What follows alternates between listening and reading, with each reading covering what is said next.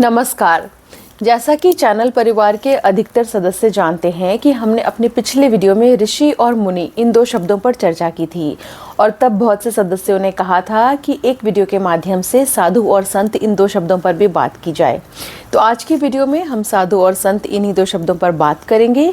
लेकिन यदि आप चैनल पर पहली बार आए हैं और ऋषि मुनि संबंधी वह वीडियो भी देखना चाहते हैं तो आप डिस्क्रिप्शन बॉक्स चेक कर सकते हैं। उस वीडियो का लिंक मैं डिस्क्रिप्शन बॉक्स में लिख दूंगी। तो पहले बात करते हैं साधु शब्द की।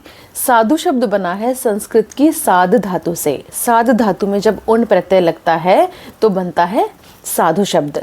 साध का अर्थ होता है किसी कार्य को भलीभांति पूरा करना, काम साधना, ऐसा तो हम कहते ही हैं, है ना। तो जैसे साध धातु से साधना शब्द बनता है वैसे ही साध धातु से बनते हैं साधक और साधु शब्द। तो साधु वह है जो साधता है। अब प्रश्न यह है कि साधु क्या साधता है, तो इसका उत्तर हमें मिलता है अमरकोश में, जहाँ लिखा है साधनोति पर कार्यम पर लोकम वा इति साधु, अर्थात जो दूसरों के हित को साधता है या फिर परलोक अर्थात मोक्ष को साधता है वह साधु होता है। तो यह तो हुआ साधु का शाब्दिक अर्थ।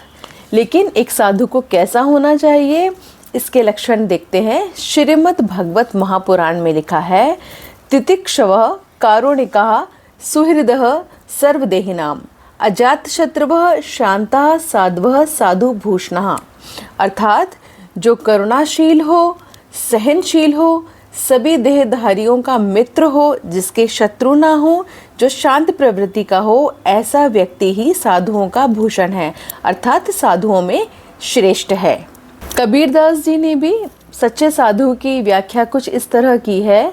साधु सोई जानिए चले साधु की चाल, परमारथ राता रहे बोले बचन रसाल, अर्थात उसी को साधु जानिए जिसका व्यवहार साधु जैसा हो, जो परोपकार में संलग्न रहे और जिसकी वाणी मधुर हो। भारतीय समाज में साधु संतों का कितना महत्व रहा है, इसके लिए श्रीमद् भागवत गीता का वह श्लोक ध्यान कीजिए जहाँ श्री कृष्ण अर्जुन से कहते हैं परित्राणाय साधूनाम विनाशाय च दुष्कृताम धर्म संस्थापनार्थाय संभवामि युगे युगे, अर्थात हे अर्जुन, मैं विभिन्न युगों में अवतार लेता हूँ और उसके पीछे मेरा उद्देश्य होता है परित्राणाय साधूनाम, अर्थात साधुओं की चहुं ओर से रक्षा करना, विनाशाय च दुष्कृताम और दुष्ट लोगों का नाश करना, धर्म संस्थापना अर्थाय, अर्थात और धर्म की संस्थापना या धर्म की सम्यक स्थापना करना।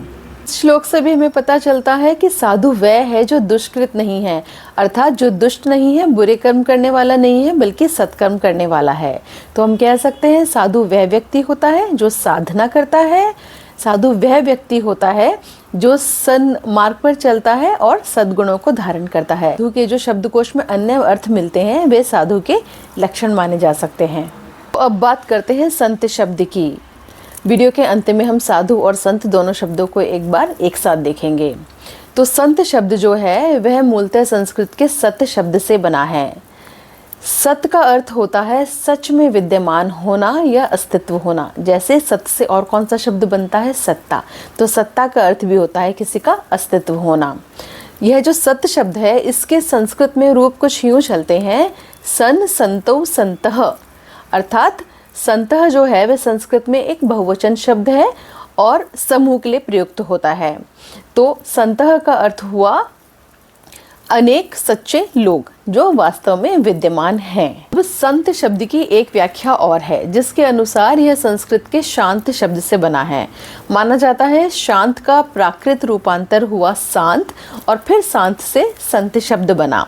और शांत किसे कहते हैं, शांत उसे कहते हैं जिसमें कोई क्षोभ, वेग या क्रिया ना हो, अर्थात जिसमें ठहराव हो। और संत किसे कहते हैं, संत भी वही व्यक्ति होता है जो शांतचित्त हो, जिसमें ठहराव हो और जिसमें जल्दी से कोई विकार उत्पन्न ना होता हो।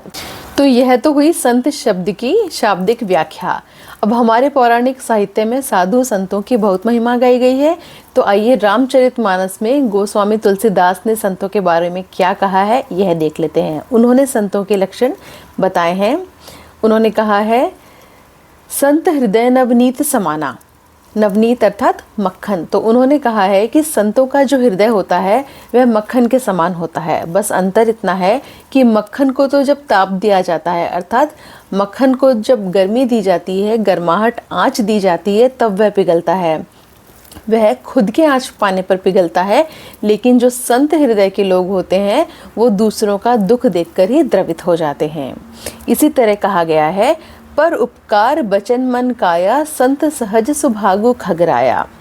अर्थात जो संत होते हैं वो परोपकारी होते हैं मन, वचन और काया से, अर्थात वो अपने तन, मन और वचन सभी से दूसरों पे उपकार करना चाहते हैं और यह संतों का स्वाभाविक स्वभाव होता है।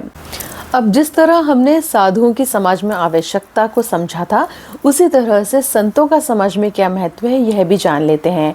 कहा गया है, संत उदय संतत सुखकारी, विश्व सुखद जिमि इंदु तमारी। अर्थात जिस तरह से विश्व में सूर्य और चंद्रमा का उदय पूरे विश्व के लिए सुखद होता है, सुखदायी होता है, उसी तरह से संतों का उदय भी पूरे समाज के लिए सुखकारी होता है।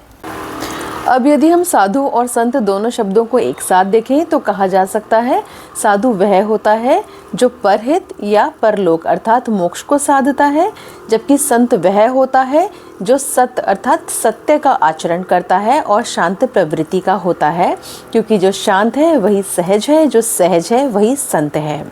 कुल मिलाकर कहा जा सकता है कि साधु होने की परिपूर्णता संत होने में है। यदि साधु किसी यात्रा का आरंभ है तो संत होना उस यात्रा का अंत है। यदि साधु किसी गंतव्य पर पहुंचने की तैयारी है तो संत होना उस गंतव्य तक पहुंच जाना है।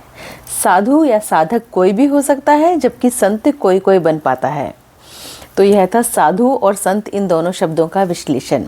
मुझे पूरी आशा है कि आपको वीडियो पसंद आया होगा। पसंद आया है तो इसे लाइक कीजिए, दूसरों के साथ साझा कीजिए। चैनल अभी तक सब्सक्राइब नहीं किया है तो सब्सक्राइब कर लीजिए और साथ ही नोटिफिकेशन बेल भी प्रेस कर दीजिए, ताकि जब भी हम कोई नया वीडियो डालें उसकी जानकारी आपको समय पर मिल जाए।